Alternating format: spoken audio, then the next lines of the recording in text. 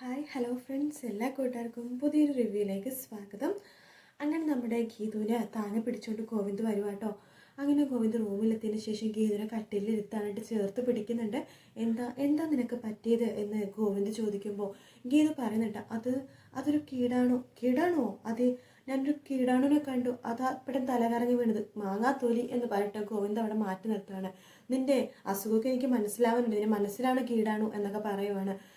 നീ ആരെക്കുറിച്ച് അന്വേഷിക്കണതൊക്കെ ഞാൻ മനസ്സിലാക്കി എന്ന് പറയുമ്പോൾ, ഓ വന്നപ്പോൾ തന്നെ അയ്യപ്പേട്ടൻ എല്ലാ കാര്യങ്ങളും പറഞ്ഞു കൊടുത്തിട്ടുണ്ടാവും അല്ലേ എന്ന് പറയുമ്പോൾ ഗോവിന്ദ് പറയുന്നുണ്ട്, അയ്യപ്പേട്ടൻ പറഞ്ഞില്ലെങ്കിലും എനിക്ക് നിന്നെക്കുറിച്ച് അറിയില്ലേ, നീ എന്തിനാ വീണ്ടും ആ സ്ത്രീനെ കുറിച്ച് അന്വേഷിക്കുന്നത് എന്ന് ഗോവിന്ദ് ഗീതുവിനോട് ചോദിക്കുക കേട്ടോ.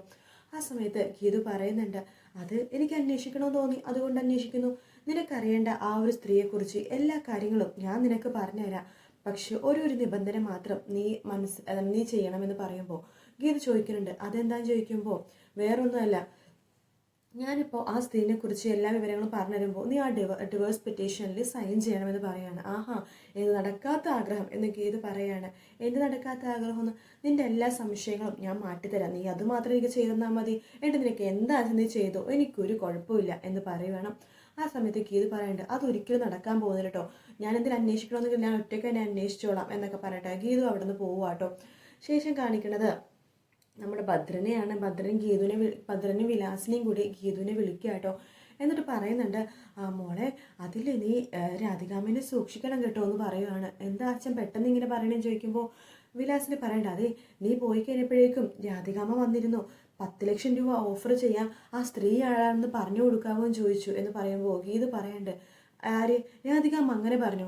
അതേന്നേ, ഞാൻ പറഞ്ഞു കൊടുക്കില്ലെന്ന്. മോളൊരു കാര്യം ചെയ്, എത്രയും പെട്ടെന്ന് 10 ലക്ഷം രൂപ അച്ഛനെ കൊണ്ടെന്താ, അച്ഛൻ ആ സ്ത്രീയാന്ന് പറഞ്ഞുതരാം, അല്ലെങ്കിൽ ആ 10 ലക്ഷം രൂപയായിട്ട് രാധികാമ്മ വരും, എന്നിട്ട് ആ സ്ത്രീ ആരാന്ന് എന്നോട് അന്വേഷിക്കും കേട്ടോ എന്ന് പറയുമ്പോൾ ഗീത പറയണ്ട, ആഹാ നിങ്ങൾ എന്ത് നല്ല ഉടായിപ്പം, രാധികാമ്മ നിങ്ങളുടെ അടുത്ത് ആ സ്ത്രീ ആരാന്ന് ചോദിച്ചു അല്ലേ, എന്നിട്ട് 10 ലക്ഷം രൂപ ഓഫർ ചെയ്തു അല്ലേ, എനിക്ക് എന്തിനാണ് അച്ഛൻ ഇങ്ങനെ കള്ളം പറയുന്നത്, ആ സ്ത്രീ ആരാണെന്ന് രാധികാമ്മക്ക് കറക്റ്റായിട്ട് അറിയാം, അവരത് എന്നോട് പറയില്ലെന്നുള്ള വാശി നിൽക്കുവാണ്, അത്രയേ ഉള്ളൂ, അല്ലാണ്ട് അവർക്ക് അറിഞ്ഞുകൂടായികയൊന്നും ഇല്ലെന്ന് പറയുമ്പോൾ വിലാസിനെയും ഭദ്രനും കൂടി തൊലഞ്ഞുവല്ലോ, എന്ത് ചെയ്യും.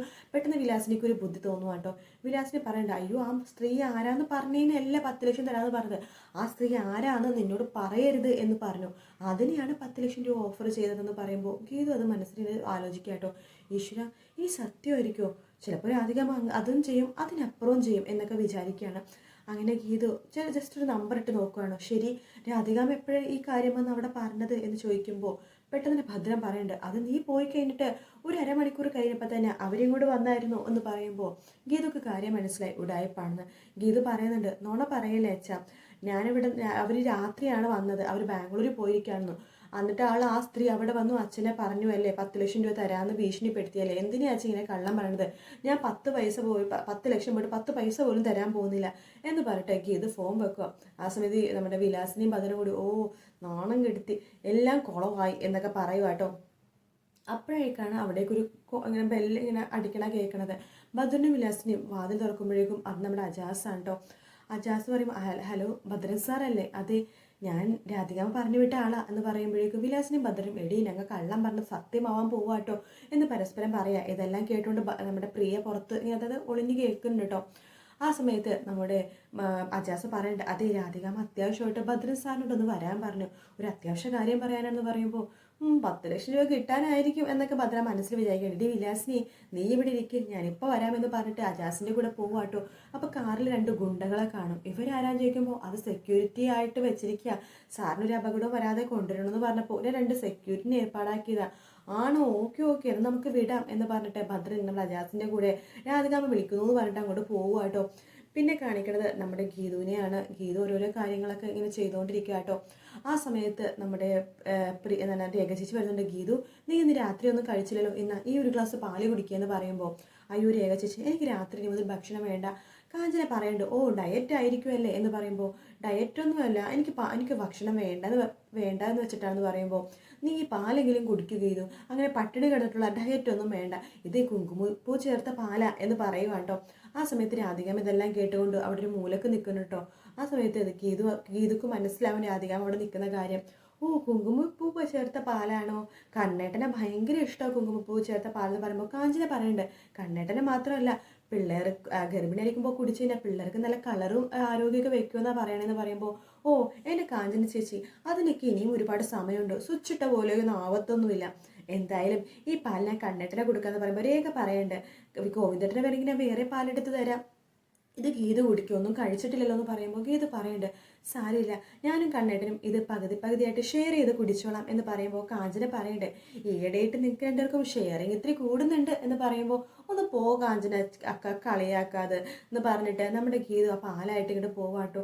അയ്യോ അമ്മ ഇവിടെ ഉണ്ടായിരുന്നോ, അയ്യോ നാണം കേട്ടോ, ഞാൻ പറയണതൊക്കെ അമ്മ കേട്ടോ, അയ്യേ നാണക്കേടായിപ്പോയി, അയ്യേ എന്നൊക്കെ പറഞ്ഞിട്ട് നമ്മുടെ ഗീതു അങ്ങോട്ട് പോവാട്ടോ. ഷോ ഞാൻ പറയണതൊക്കെ അമ്മ കേട്ടു എന്നൊക്കെ പറഞ്ഞിട്ട് അങ്ങനെ നാണം കുടുങ്ങിയ പോലെ റൂമിലേക്ക് പോവാണ്. അതിനുശേഷം നമ്മുടെ രാധികാമ്മ പുറകെ വരുമെന്ന് അറിയാവുന്ന ഗീതു വാതിൽ ഫുള്ളായിട്ട് ഇങ്ങനെ അടയ്ക്കുന്നില്ല കേട്ടോ. ആ പാലടവ് ഇങ്ങനെ ഗോവിന്ദ് ഇങ്ങനെ ഒന്ന് വാതിലിങ്ങനെ ഫുള്ളായിട്ട് അടക്കിയായിട്ട് ചെറുതായിട്ട് ഇങ്ങനെ തുറന്നിട്ടിട്ടുണ്ട്. എന്നിട്ട് ഇങ്ങനെ പറയുവാണ് ഗോവിന്ദ്, കണ്ണേട്ട ഈ പാല് കുടിക്ക്, കുങ്കുമപ്പൂട്ട പാല, വീട് കണ്ണേട്ട, ഈ കണ്ണേട്ടൻ എന്താ ഇങ്ങനെ എപ്പോഴും പിള്ളേരെ പോലെ എന്നൊക്കെ പറഞ്ഞ് ഒരു കുസൃതികളൊക്കെ ഇങ്ങനെ ഗീതു പറയുക കേട്ടോ. ഇത് നമ്മുടെ രാധിക പുറത്തുനിന്ന് ഇങ്ങനെ കേൾക്കുന്നുണ്ട്. അതിനുശേഷം മതിയാക്കിയോ പാല് എന്നൊക്കെ പറഞ്ഞിട്ട് ആ ഗീതു ആ പാല് ഗ്ലാസ് പുറത്ത് വെക്കുവാണ്. വീണ്ടും റൂമിലേക്ക് പോകുമ്പോൾ നമ്മുടെ രാധികാമ്മ ഇവരെന്താണാവോ സംസാരിക്കണത്, ഒളിഞ്ഞു കേൾക്കണത് അത്ര ശരിയല്ല, എങ്കിലും കേട്ടു നോക്കാം എന്ന് പറഞ്ഞിട്ട് പതുക്കെ ചെവി ഇങ്ങനെ വാതിലിൻ്റെ അടുത്ത് ഇങ്ങനെ വെക്കാൻ പോകുമ്പോഴേക്കും രേഖ വരുന്നുണ്ട് കേട്ടോ. രേഖ പെട്ടെന്ന് അയ്യേ അമ്മ എന്തേ കാണിക്കണത്, ഒളിഞ്ഞു കേൾക്കുവാണെന്ന് തോന്നുന്നത്, ഒരു പണി ഒപ്പിക്കാം എന്ന് പറഞ്ഞിട്ട് കാഞ്ചനെ എന്ന് പറഞ്ഞ് വിളിക്കുവാണ്. നീ എന്താ ഒളിഞ്ഞു കേൾക്കണമെന്ന് പറയുമ്പോൾ പെട്ടെന്ന് നമ്മുടെ രാധികാമ്മ, അത് ഞാൻ എൻ്റെ മൂക്കുത്തി കാണുന്നില്ല അത് നോക്കുമായിരുന്നു, ഓ അയ്യോ അമ്മയായിരുന്നു, ഞാൻ കാഞ്ചനക്കാന്ന് വെച്ചിട്ട്, സാധാരണ കാഞ്ചനക്കാണല്ലോ ഇങ്ങനെ ഒളിഞ്ഞു കേൾക്കണത്, സോറി അമ്മേ, അമ്മയുടെ മൂക്കുത്തി മൂക്കിലുണ്ടല്ലോ എന്ന് പറയുമ്പോൾ, ആണോ ഞാൻ ആദ്യം നോക്കിയപ്പോൾ കണ്ടില്ല എന്നൊക്കെ പറഞ്ഞിട്ട് അവിടെ നിന്ന് പോവാട്ടോ. അതിനുശേഷം കാണിക്കുന്നത് നമ്മുടെ ഇത് ഇടയിൽ കാണിക്കുന്ന സീനാട്ടോ. നമ്മുടെ രമേശ് വിളിക്കുന്നുണ്ട് നമ്മുടെ ഗോവിന്ദൻ, എന്നിട്ടൊരു പാർട്ടി ഉണ്ടടാ, നല്ല അടിപൊളി കമ്പനിയാണ് അവരുടെ, അവർ ബിസിനസ് ഒരു ചെറിയൊരു ഡള്ളായപ്പോൾ അവർ ബിസിനസ്സായിട്ടുള്ള സ്ഥാപനവും അവരുടെ സ്റ്റാഫുകളടക്കം അവർ സെല്ല് ചെയ്യുന്നുണ്ട്, ഞാൻ ഒരു ഇന്ന രൂപയ്ക്ക് ഞാനത് മേടിക്കാമെന്ന് ഏറ്റു, നീയും കൂടി പാർട്ട്ണർഷിപ്പിലാവണം എന്നൊക്കെ പറയുവാണ്. അത് ഏത് കമ്പനിയാണെന്ന് ചോദിക്കുമ്പോൾ അതൊന്നും നീ ഇപ്പം അറിയണ്ട, എന്നാലും നിനക്ക് എന്നെ വിശ്വാസമില്ലേ, അതുകൊണ്ട് നീ എന്തായാലും പാർട്ട്ണർഷിപ്പിലാവണം, നല്ല കമ്പനിയാണ്, സോഫ്റ്റ്വെയർ അപ്ഡേറ്റ് ആണ്, നമുക്ക് സ്റ്റാഫുകൾ അടക്കമാണ് അവർ വിൽക്കണത് എന്നൊക്കെ പറയുമ്പോൾ ഗോവിന്ദ് ഒരു ഇൻട്രസ്റ്റ് കാണിക്കുന്നുണ്ട് അതിൽ.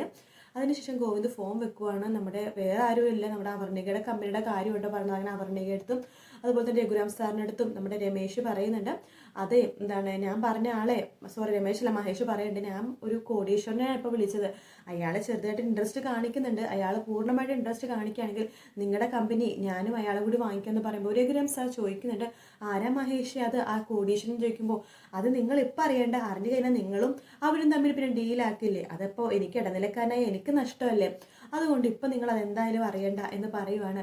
നാളെ രാവിലെ തന്നെ നമുക്ക് കേരളത്തിലേക്ക് പോകണം എന്ന് പറയുന്നുണ്ട്, അദ്ദേഹത്തിനെ നേരിട്ട് കണ്ട് സംസാരിക്കാം എന്ന് പറയുമ്പോൾ നമ്മുടെ രഘുരാം പറയുന്നുണ്ട്, മഹേഷിനെ അറിയാലോ ഞാൻ ഇഷ്ടമില്ലാഞ്ഞിട്ടാണ് ഈ കമ്പനി വിൽക്കുന്നത്, സാഹചര്യം അതായിപ്പോയി, അതുകൊണ്ട് മാത്രമാണ്, കമ്പനിയുടെ ഗുഡ് പേരൊന്നും നിങ്ങൾ കളയരുത് കേട്ടോ എന്നൊക്കെ പറയാണ്.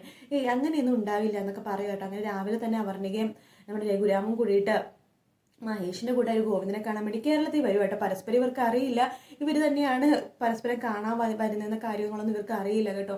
ആ ഒരു ഭാഗത്തോട് കൂടിയിട്ടാണ് എപ്പിസോഡ് തീരുന്നത്. വീഡിയോ ഇഷ്ടപ്പെട്ടെങ്കിൽ ലൈക്ക് ചെയ്യുക, സബ്സ്ക്രൈബ് ചെയ്യാൻ കമൻറ്റ് ചെയ്യുക. മറ്റൊരു വീഡിയോ ആയിട്ട് വീണ്ടും കാണാം. Take care, bye bye.